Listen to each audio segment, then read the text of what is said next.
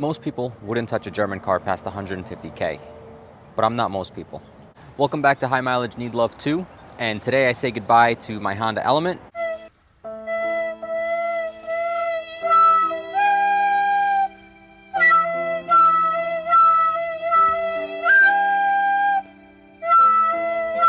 And show you guys a very special car. This is my 2008 Volkswagen GTi. I purchased this car last year in August from somebody in Maryland.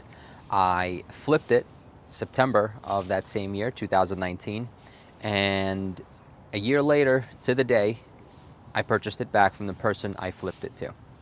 When I purchased this Volkswagen, it had 192,000 miles. I drove it up from Maryland back to New York, and it had a couple of issues, some of which I resolved, some of which are still present.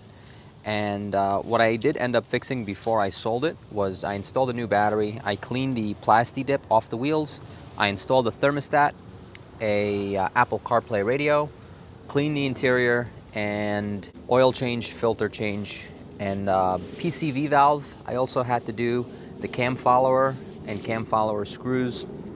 I did check the timing belt at the time, it was fine. And then I decided to list it on Craigslist for just a random number, and found a buyer, couldn't refuse, so I sold it. By this point, you're probably wondering, why would I get rid of a reliable, awesome four-wheel drive Honda Element for a German sled with a slew of problems? Well, let me show you. Because it's just so much fun.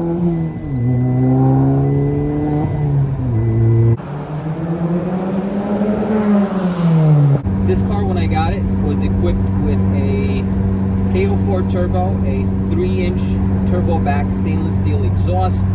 It's got an APR Stage 2 Plus tune that puts 285 horsepower, 321 pound-feet of torque, and does 0 to 60, and I have not measured it yet. It truly is a driver's car.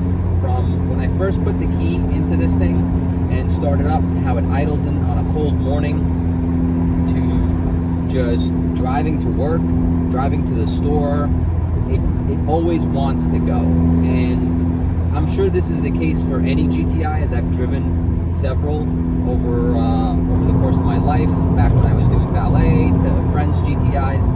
Never one that was modded to this extent though, which is what makes this car so much fun and makes me want to keep it. Even at 195,000 miles, this car is doing great. Apart from the small issues that I've mentioned, the shifter on the inside is still a little stiff. That has yet to be addressed. I'm going to be replacing it.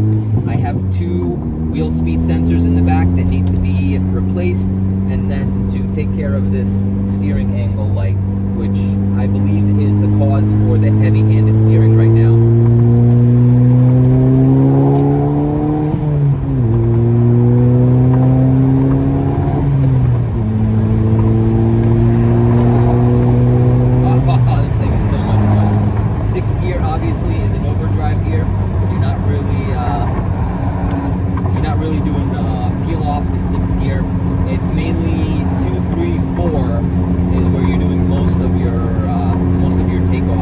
Primarily in the second and third gear.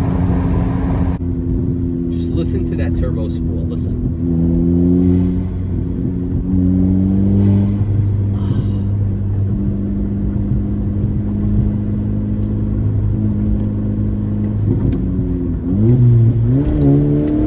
Second gear pull, 6.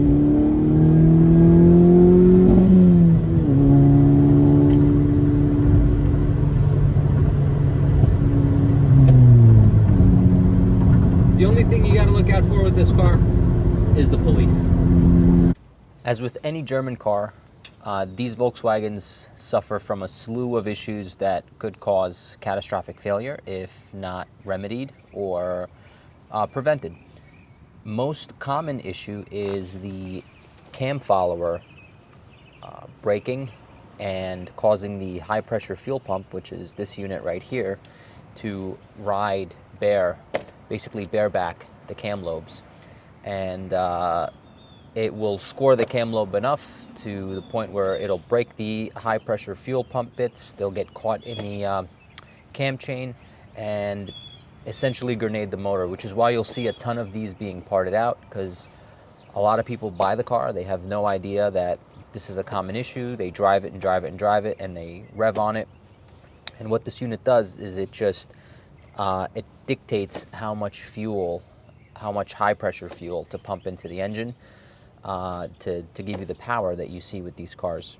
So that's one issue to take care of. Another issue is coil packs failing, PCV valves failing, intake manifold failing. Timing belt has to be checked every 70, 80,000 miles, as well as the cam chain in here, which you can take a quick peek when you pull the high pressure fuel pump off, or you take this, this vacuum section off. This little bit right here is a vacuum pump, I think, and you can pull that off and you can see the cam chain. Frequent oil changes are absolutely a must with these cars. You want to use the right oil, 540 synthetic, Pennzoil, Pentosan, or Liqui Moly, all best stuff. You also want to make sure you use a quality filter because that oil lubricates your engine and cools off your turbo. Thanks for watching and sticking through to the end. I appreciate it. Make sure to hit the subscribe button, like the video if you enjoy the content, and stay tuned for future updates. I appreciate the patience with the upload schedule and you guys, and still watching my videos and subscribing. I really do appreciate it. It's a lot harder than I thought to shoot, edit, and upload these videos all while working, taking care of a family, and dealing with this whole COVID pandemic. And I do appreciate the patience with the upload schedule, so thank you very much for that. If you want to donate to my Patreon, help me get some staff to edit my videos, it would be great. Patreon.com/HMNLT. And I'll be doing a couple of more videos on this car. I'd like to keep it. That's my goal.